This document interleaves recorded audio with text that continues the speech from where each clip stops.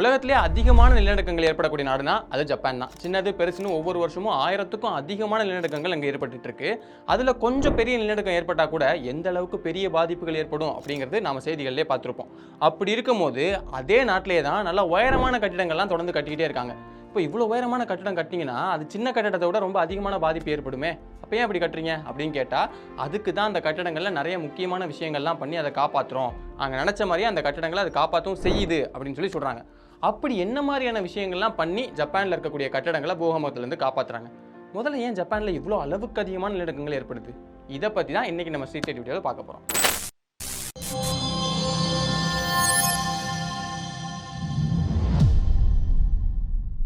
முதல்ல ஜப்பான்ல ஏன் இவ்வளோ பூகம்பங்கள் ஏற்படுது அப்படின்னா, ஆண்டு முழுக்கவே இந்த ஜப்பான் ஒரு நெருப்பு மேலே இருக்குது அப்படின்னு தான் சொல்லணும். ஏன்னா அது இருக்கக்கூடிய அந்த இடத்த பசிபிக் ரிங் ஆஃப் ஃபயர் அப்படின்னு சொல்கிறாங்க.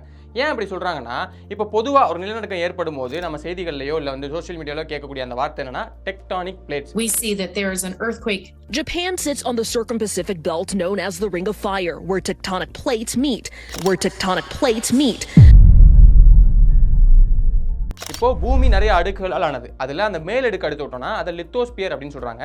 அந்த லித்தோஸ்பியர் இந்த டெக்டானிக் பிளேட்ஸால் ஆனது தான். பூமி முழுக்க மொத்தம் 7 சின்ன டெக்டானிக் பிளேட்ஸும் 8 பெரிய டெக்டானிக் பிளேட்ஸும் இருக்குது. இப்போ இந்த டெக்டானிக் பிளேட்ஸ் எல்லா நேரமுமே ஒன்னோட ஒன்று மோதிக்கிட்டோ இல்லை ஒன்றை விட்டு ஒன்று விலகிக்கிட்டோ தான் போகும். அப்படி போகக்கூடிய, அதாவது ஒன்னோட ஒன்று மோதிட்டு போகுது இல்லையா, அந்த இடங்களில் தொடர்ந்து அழுத்தம் அப்படியே பில்ட் ஆகி ஒரு நாள் அது சடனாக பர்ஸ்ட் ஆகும். அப்படி ஆகிறது தான் பூகம்பம் ஆகுது. அதுவே விலகி போயிட்டே இருக்கு இல்லையா, அப்படி போகிற இடங்கள்ல தான் எரிமலைகள் அதிகமாக உருவாகுது. இதில் நம்ம ஜப்பான் எடுத்துக்கிட்டோம்னா புவியியல் ரீதியாகவே அங்கே எரிமலை சீற்றமும் சரி பூகம்பமும் சரி அதிகமாக நடக்கக்கூடிய ஒரு இடத்துல தான் இருக்குது. ஏன் அப்படின்னா, இந்த டெக்டானிக் பிளேட்ஸ் பார்த்தோம் இல்லையா, அதில் 4 டெக்டானிக் பிளேட்ஸ் ஒன்றா சேர்ற இடத்துல தான் ஜப்பான் அமைஞ்சிருக்கு. North American plate, Eurasian plate, Philippines plate, Pacific plate, இப்படின்னு இந்த 4 பிளேட்ஸும் ஒன்றா சேரக்கூடிய இடத்துல இது அமைஞ்சிருக்கு. அப்படிங்கிறதுனால தான் 1000க்கும் அதிகமான நிலநடுக்கங்கள் அங்கே ஏற்படுது. அதே மாதிரி ஜப்பானோட சேர்த்து இங்கே மார்க் பண்ணியிருக்காங்க இல்லையா, இந்த மொத்த இடமும் 44,000 கிலோமீட்டர் நீளம் இருக்குது. இந்த மொத்த இடத்தையும் பசிபிக் ரிங் ஆஃப் ஃபயர் அப்படின்னு சொல்கிறாங்க. ஏன் அப்படின்னா, இந்த பசிபிக் ரிங் ஆஃப் ஃபயரில் மட்டுமே 450க்கும் அதிகமான எரிமலைகள் இருக்குது.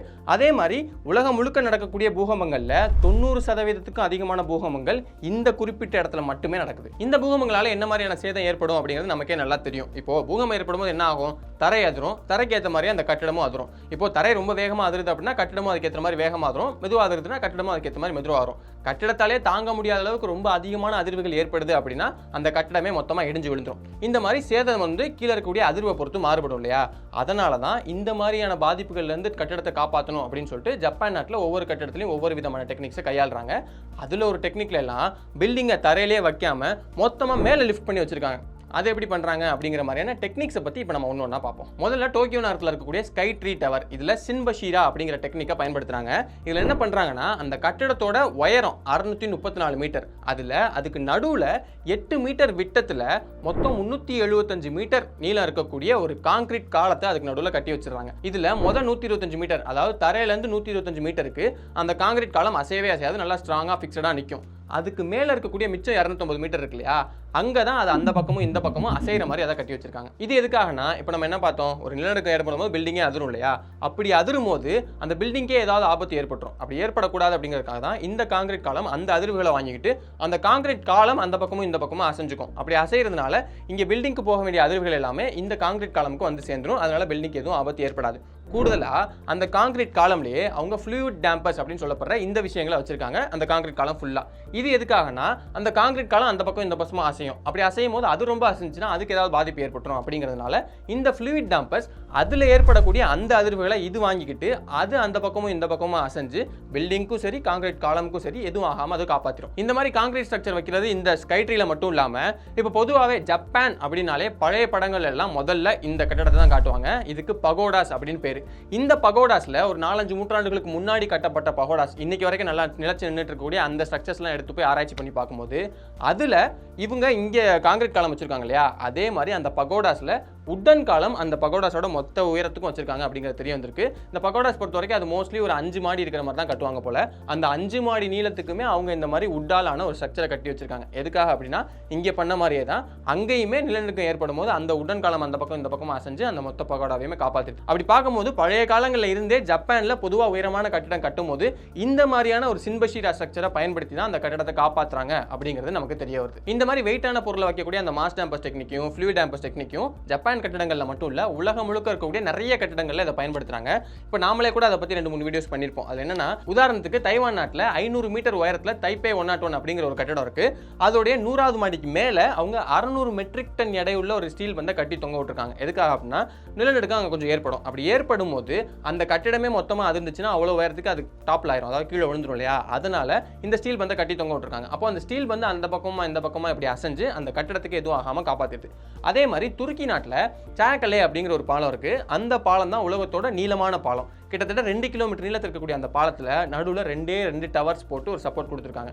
அங்கே காற்றும் அதிகமாக வீசும் அப்படிங்கிறதுனால அந்த டவருக்கு அதிகமான பாதிப்பு ஏற்படும் அப்படிங்கிறதுனால அந்த டவருக்கு பக்கத்திலேயே அவங்க அந்த விஸ்கஸ் டேம்பர்ஸ் அப்படின்னு சொல்லப்படக்கூடிய அந்த ஃப்ளூயிட் டேம்பர்ஸ் அங்கே வச்சிருக்காங்க. அதே மாதிரி லண்டனில் மில்லினியம் அப்படிங்கிற ஒரு பாலம் இருக்கு. அதை கட்டி ஒரு பாலத்தை ஓப்பன் பண்ணுற அன்னைக்கே மக்கள் நடந்து போக ஆரம்பிச்ச உடனே அந்த பாலம் டான்ஸ் ஆட ஆரம்பிச்சிருச்சு.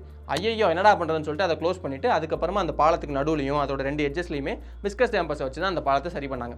இப்படி இந்த மாதிரி டேம்பர்ஸ் வச்சும் ஃப்ளூயிட் டேம்பர்ஸ் வச்சும் மாஸ் டேம்பர்ஸ் வச்சும் பாலங்களையோ இல்லை மற்ற ஸ்ட்ரக்சர்ஸையோ காப்பாற்றுறது உலகம் ஃபுல்லாக இருக்கக்கூடிய டெக்னிக் தான். ஆனால் நம்ம அடுத்து பார்க்கக்கூடிய டெக்னிக் கொஞ்சம் புதுசு. இதில் என்ன பண்ணுறாங்க அப்படின்னா, அந்த பில்டிங்கே தரையிலேருந்து ஒட்டுமொத்தமாக லிஃப்ட் பண்ணி வச்சிடறாங்க. அது எப்படி அப்படின்னு இப்போ பார்ப்போம். இதை seismic isolated bearings அப்படின்னு சொல்கிறாங்க.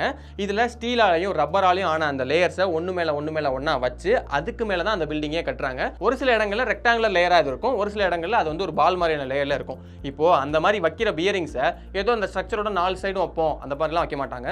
அந்த பில்டிங்கோட மொத்த நீள அகலத்துக்கும் நிறைய ஸ்ட்ரக்சர்ஸை அந்த மாதிரி அவங்க வச்சு கொடுத்துருவாங்க. இப்படி பண்ணுறதுனால முன்னாடி டேம்பர்ஸில் பண்ண அதே விஷயம் தான் இங்கேயும் நடக்குது. ஒரு பூகம்பம் ஏற்படும் போது கீழே இருக்கக்கூடிய பியரிங்ஸ் நல்லா அந்த பக்கமாக இந்த பக்கமாக அசைஞ்சு மேலே இருக்கக்கூடிய கட்டிடத்தில் பெரிய சேதங்கள் ஏற்படாமல் காப்பாற்றிடும். அதுக்காக மேலே இருக்கிற கட்டிடம் அதிரவே அதிராது அப்படிங்கிறது கிடையாது. இப்போ நார்மலாக ஒரு பூகம்பம் ஏற்படும் போது இந்த மாதிரி பியரிங்ஸ் இல்லாத கட்டிடங்கள் எந்த அளவுக்கு அதிருமோ அதை விட ரொம்ப ரொம்ப கம்மியான அளவுக்கு தான் இந்த பியரிங்ஸ் இன்ஸ்டால் பண்ண அந்த கட்டிடங்கள் அதிரும். அதனால அங்கே சேதமுமே ரொம்ப கம்மியாக தான் நடக்கும், சேதங்கள் குறைக்கப்படும். இது நிஜமாலே அந்த கட்டிடத்தை காப்பாற்றுமா அப்படின்னு உங்களுக்கு சந்தேகம் வருதுன்னா இந்த மாடல் டெஸ்டிங்கை பார்த்தா உங்களுக்கே புரியும். பியரிங்ஸ் இருக்கக்கூடிய கட்டிடம் எந்த அளவுக்கு சேஃபாக இருக்குது, பியரிங்ஸ் இல்லாத கட்டிடங்கள் எந்த அளவுக்கு டேமேஜ் பண்ணுது அப்படிங்கிறது.